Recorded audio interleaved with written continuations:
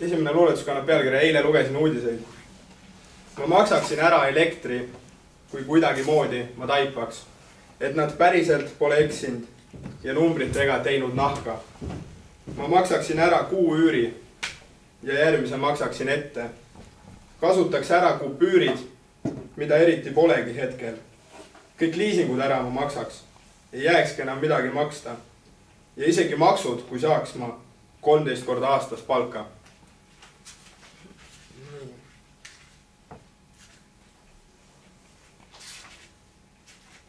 Järgmine tekst kannab pealkirja Jumala tahe. See on kirjutatud pärast seda, kui üks mu sõber mulle jutustas, kuidas ta tööle sõitis ja ta rääkis mulle, et Jumala tahe jõuab meie kõigini. Ükskõik, kas me tahame või ei taha, kas me põgeneme sellest või põgene, aga Jumala tahe meieni jõuab. Semu oli hommikul ühistranspordis parasjagu rüüpamas kohvi. Klappides kõlamas mõned akordid valmistus päevaks tööpostil. Ta vastas istus vanem naisterahvas, kes mõtles, et tulla võiks hetk. Ta sõpra küsivalt puuris tulisel pilgul nagu Kullamäe Gert ja Semu võttis kõrvadest klapid. Tegu, mis osutus rumalaks. Taam vastaspingist tegi otsa lahti ja küsis, tahate, ma räägin teile Jumalast. Nii. Järgmine tekst kannab pealkirja Palgalõhe. Kust küll osta õnge saaks, ritva head ja tugevat. Lisaks kummarid ja paar heledat ning tumedat. Ega paatki paha teeks. Ei jääks lahes hoopis hätta. Ei, ma pole paha mees, nagu rääkis Saare räppar. Kust küll osta sööta saaks. Võtaks usse kilod mõned. Ja mere poole kohe vaat, püüdma asuks palgalõhet. Nii. Jõulueri. Järgmise teksti nimi. Yes. Juhuslikult. Kui sa ikka veel küsid, et millal need on, siis kui saapases liiga teeb villane sokk. Ei taha olla päris sirge nagu napsune samm, kui õues on külm ka siis, kui kampsu neid kaks.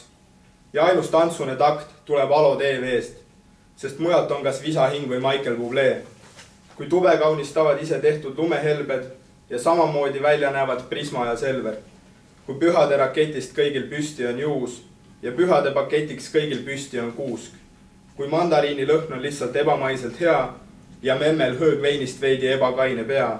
Siis kui vana taat on järsku pannud plagama, ei teagi, kas läks poodi või ära magama või hoopis imet tabama, sest kui silmad sa sulged, on ukse taga keegi, keda iga laps tunneb. Selle lool on refrään ka. Järgmine tekst kannab pealkirja Maalt ja hobusega. Tõesti sündinud lugu. Kord parandades vanakooli põkat Imbimaal, kui eurolinnu sirina peatas härra Kivisaar. Hommikuprogrammis keerutades loosiratast oma olematust õnnest hoolimata lootsin vapralt, et just minu teksti sõnum prii pääsme tagab. Ning juba samal reedel seisin Kima klubi sabas, Pongraali ukse taga, polnud plaanis uhkeldada, jalas kukekad sain mööda saali ukerdada. Nägin naisi, kelle sukasabad jooksid jalal vabalt üles alla nagu käib käsi vana poisil. Hoidsin end tagasi, spatti üks tund. Sugutung rauaga murti lahti mu püksilukk. Ops antsu põrandale, jaki jätsin võlakatteks. DJ-le, kelle bass mürtsus mõrad lakke. Tegin katse valetada, mass mind halvas, ütlesin, et olen süütu, nagu Siim Kallas. Kand hõõrus tuliselt, tellisin mõdu ja nii igaks juhuks tuli vett. Tundsin end uniselt, mu süda tagus, sest nii palju viimati jõin naaberküla talgutel. Nii. Vaatame, mis siin luulekogus veel on. Enne kui saab kõige värskemate tekstide juurde minna.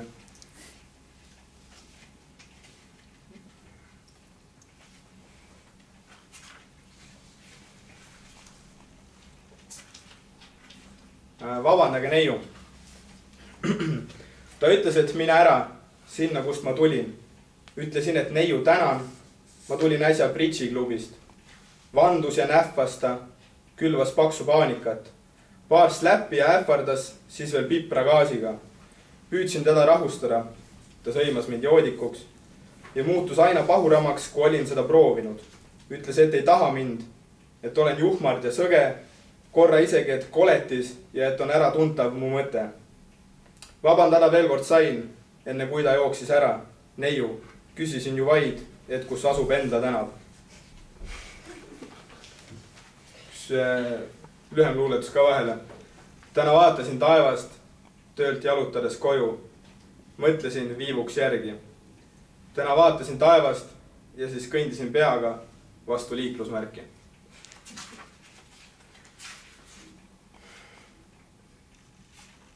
Järgmine tekst kannab pealkirja Üllatusmuna. Siis kui hommikul ärkad ja süda on paha, ei pea seda tähtsaks, vaid küpsiseid tahad. Ja soksi ja õuna ja soksi pärast lõunal, soksi ja praadi ja veel pisut šokolaadi. Siis kui härra saab teada, mis on päriselt hormoonid ja stress, depressioon täidab ta kõik sinu soovid. Siis kui päikese kuma enam ringi ei luusi, kese tööd tahad juba, sa kingi arbuusi. Siis kui rasedus naljadest küllalt on juba, lepi, oled üllatusmuna.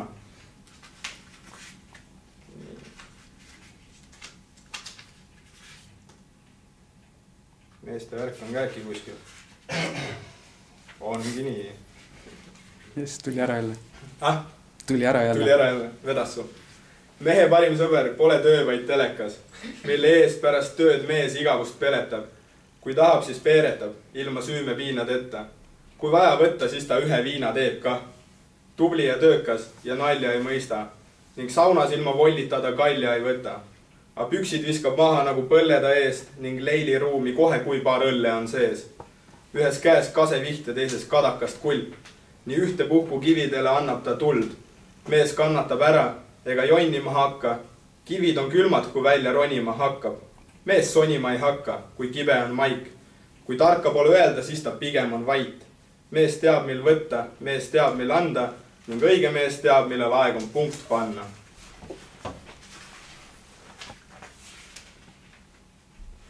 Nii. Ma loen 2 teksti, mul on telefonis ka. Otsisin neid tekste sellepärast, et iga kord, kui siin Kadrinas esinemas on saanud käia, siis mul on niisugune tunne, et ma olen kõiki tekste juba esitanud, mis mul üldse on.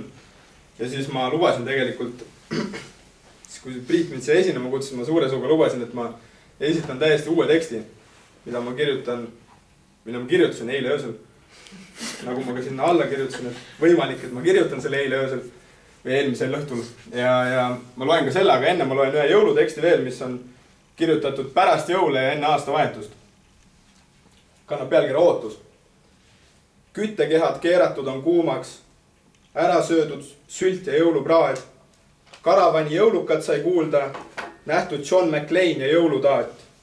Lähedased sõbrad üle kaedud ja kuulus Rakvere jõulukuu. Klaasid aga meenutatud aegu, kingitused kinni lahti pakitud. Tundub, et rohkem pole plaane, aga ootust kadumas ei näe ma.